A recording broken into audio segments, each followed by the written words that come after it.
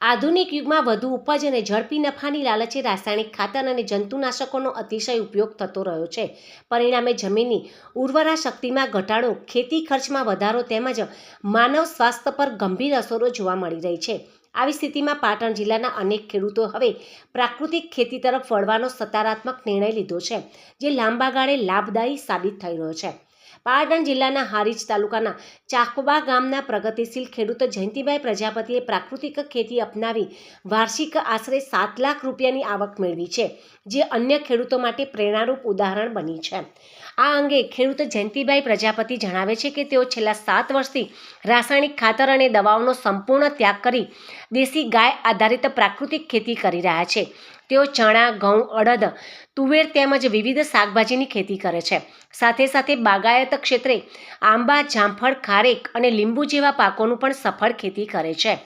સરકાર તરફથી દેશી ગાયના નિભાવ માટે મળતી સહાય પ્રાકૃતિક ખેતી માટે ખૂબ જ ઉપયોગી સાબિત થઈ છે. તેમણે વધુમાં જણાવ્યું કે પ્રાકૃતિક ખેતી દ્વારા જીવામૃત, ઘન જીવામૃત અને દેશી બીજોના ઉપયોગથી ખેતી ખર્ચમાં નોંધપાત્ર ઘટાડો થયો છે.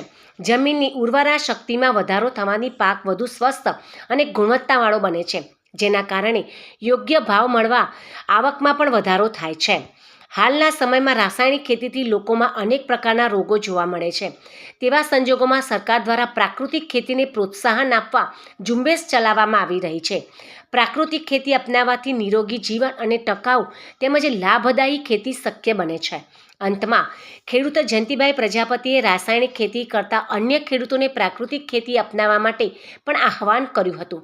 પ્રાકૃતિક ખેતી દ્વારા ખેડૂતો આત્મનિર્ભર બની શકે છે, તેમજ પર્યાવરણ અને આવનારી પેઢી માટે સ્વસ્થ ધરતીનું નિર્માણ શક્ય બને છે.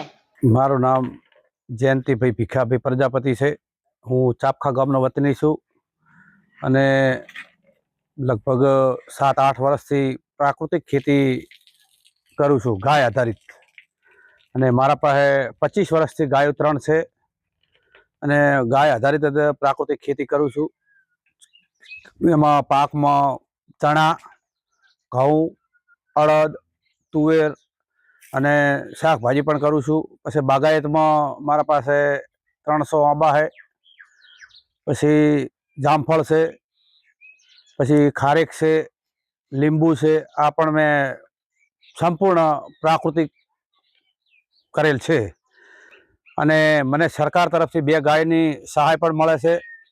અને હું લગભગ 7 વર્ષથી બિલકુલ યુરિયા ખાતર, DAP કે કંઈ રાસાયણિક દવા કંઈ પણ વાપરતો નથી. અને હું આત્મા સાથે સતત 8-10 વર્ષથી જોડાયેલો છું. અને મને આત્મા તરફથી તાલીમો પણ ખૂબ મળેલ છે. વાર્ષિક આવક અમારી 6-7 લાખ રૂપિયા છે. રોગ એટલા બધા વધી રહ્યા છે કે નાની ઉંમરમાં એટેક આવે છે, કેન્સરના રોગો પણ ઘણા થયા, કોઈને કિડની ફેલ થઈ જાય છે. આ બધું અત્યારે રાસાયણિક ખાતર બહુ વાપરવા લોકો બહુ બેફામ વાપરે છે, એના કારણે આ રોગ વધી રહ્યો છે. એટલે અત્યારે સરકારની એવી ઝુંબેશ ચાલે છે. સરકાર ખૂબ આના પાછળ ખર્ચો કરે છે કે પ્રાકૃતિક ખેતી તમે કરો તો તમે નિરોગી રહેશો. એટલે અમે પણ એક જાણવા અમને મળ્યું કે ખરેખર પ્રાકૃતિક ખેતી કરવાથી સારું પણ એવું ઉત્પાદન પણ મળે છે. એટલે મારી પણ એવી સાહેબ અપીલ છે કે હું પણ આ પ્રાકૃતિક ખેતી કરું છું અને બીજાને પણ હું સલાહ આપું છું. અને મને આનાથી ઘણો ફાયદો થયો છે.